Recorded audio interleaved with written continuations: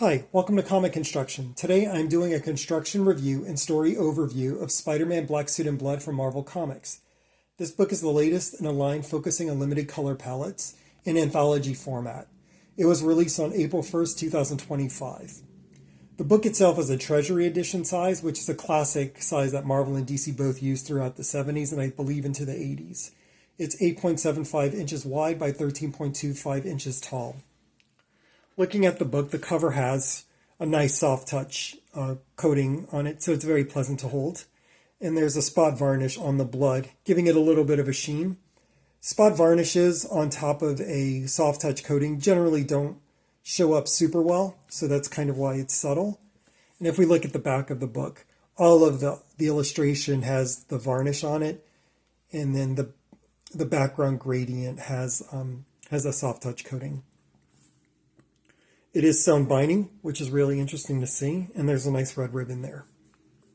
One thing that's super interesting about the Treasury type book is that the cover is kind of between a hardcover and a soft cover. It's much thicker and stiffer than a soft cover, and it extends beyond the pages, kind of like a hardcover would. But it is still flexible, and it appears that the art is printed on a separate page, wrapped over the board, and then pasted under this end sheet.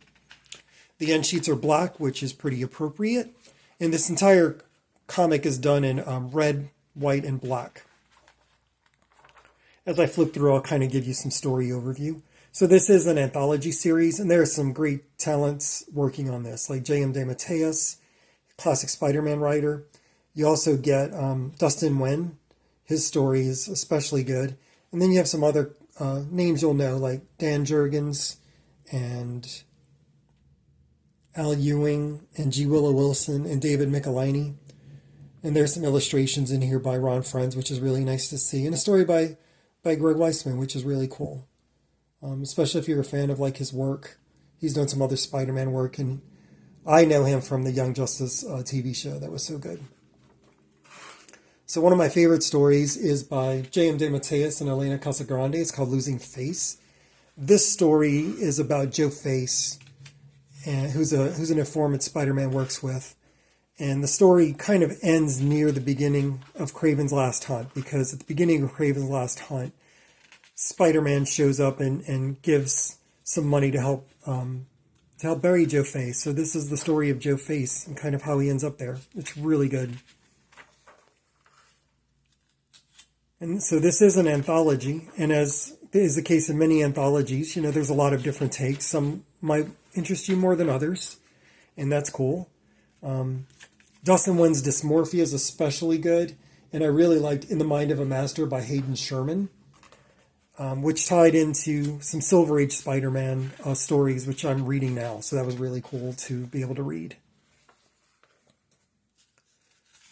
I do feel like this book has earned a spot on my shelf just because of the tie-in with Kraven's Last Hunt, if nothing else.